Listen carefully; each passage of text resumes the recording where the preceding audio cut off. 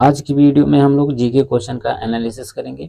ये क्वेश्चन वही होंगे जो कई एग्जाम में पूछे गए हैं, जैसे कि UP triple S C, CGL, railway जैसे कई एग्जाम में पूछे गए हैं, वही क्वेश्चन यहाँ पे एनालिसिस किया जाएगा। ठीक है, ताकि जो आपके एग्जाम में इससे हेल्प मिले। जैसे कि एमटीएस का एग्जाम चल रहा है, अगर आपका एमटीएस एग्जाम है तो उसमें जो आपको इससे हेल्प मिलने वाला है, एक आइडिया हो जाएगा कि आपका जो क्वेश्चन किस तरह से पूछा जा रहा है। ठीक है, तो सबसे पहले हमारे सामने पहला क्वेश्चन है, इसमें दिया है क्षेत्रफल के आधार पर विश्व के देशों का क्रम। ठीक है, यानी कि कौन सा देश सबसे बड़ा है, उसके बाद कौन सा, ऐसे एक क्रम दिया गया है इसमें option A B C D में। तो आपको बताना है कौन सा सही है। ठीक है, तो इसमें आपका पहला हो जाएगा, क्योंकि रूस जो है सबसे बड़ा देश है, फिर कनाडा, अमेरिका, चीन, इस तरह से है। ठीक है, उसके बाद हमारे सामने अगला क्वेश्चन दिया है, कर्क रेखा भारतीय राज्यों से गुजरती है। ठीक है, तो ये क्वेश्चन जो आपका यूपी ट्रिपल सी वीडियो और कई भी एग्जाम में पूछा गया है, तो आपको पता होना चाहिए कि भारत से जो है कर्क रेखा 8 राज्यों से गुजरती है। ठीक है, अब 8 राज्य कौन कौन से, इसका नाम भी आपको पता होना चाहिए। साथ ही साथ आपको ये भी पता होना चाहिए कि भारत का मानक समय रेखा जो है भारत के कितने राज्यों से गुजरता है, और उनके नाम भी पता होना चाहिए। ठीक है, ये कई एग्जाम में पूछा गया क्वेश्चन।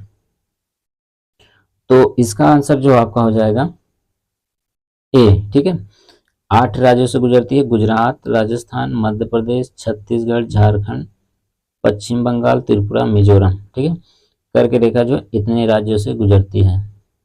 उसके बाद हमारे सामने अगला क्वेश्चन आ गया। ठीक है, भारतीय मानक समय रेखा किस राज्य से नहीं गुजरती है। ठीक है, टोटल ये जो 5 राज्यों से गुजरती है, इसमें बताया किस राज्य से नहीं गुजरती है। ठीक है, तो ऑप्शन आपका डी हो जाएगा, झारखंड से।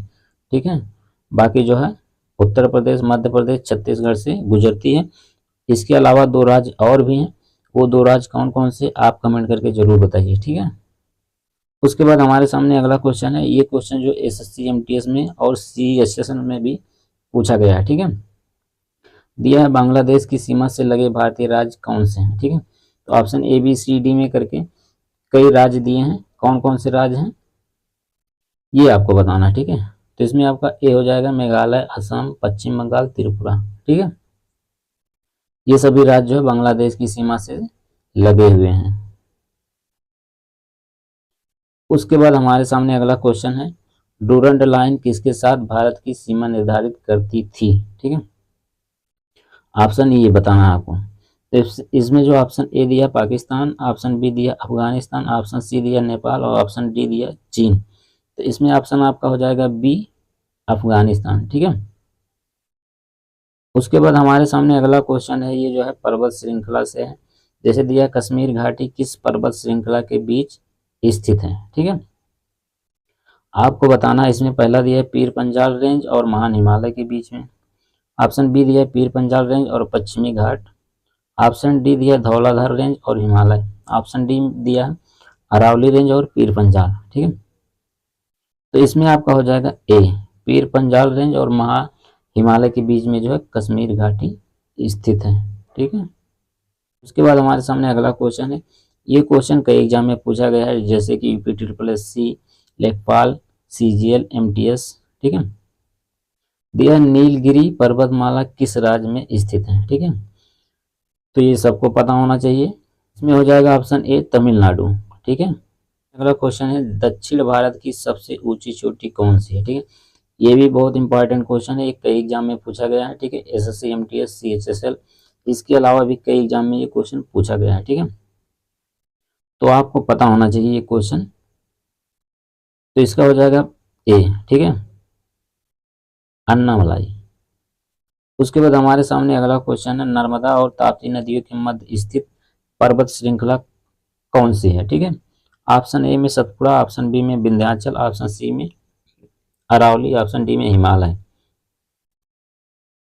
तो इसमें आपका ऑप्शन हो जाएगा ए, सतपुड़ा। ठीक है, ये क्वेश्चन भी बहुत इंपॉर्टेंट है, कई एग्जाम में पूछा गया है। उसके बाद हमारे सामने ये लास्ट क्वेश्चन है। ठीक है, ये क्वेश्चन भी बहुत इंपॉर्टेंट है। इसमें जो है, जैसे कि इसमें दिया नंदा देवी कहाँ पर स्थित है। ठीक है, इसी तरह से एक क्वेश्चन और पूछा जाता है, नंगा पर्वत कहाँ पर स्थित है। ठीक है, तो नंदा देवी तो इसमें हम बता देंगे, मगर आप कमेंट करके बताइएगा कि नंगा पर्वत जो है कौन से राज्य में स्थित है। ठीक है, क्योंकि इसको जो है लेकर काफी कंफ्यूजन रहता है। कई एग्जाम में पूछ लेता है नंदा देवी कहाँ पर स्थित है, और कई एग्जाम में पूछ लेता है नंगा पर्वत कहाँ पर स्थित है। ठीक है, तो आपको बताना है नंगा पर्वत कौन से राज्य में स्थित है। तो ये क्वेश्चन है नंदा देवी कहाँ पर स्थित है, तो इसका आंसर हो जाएगा ए, उत्तराखंड। ठीक है,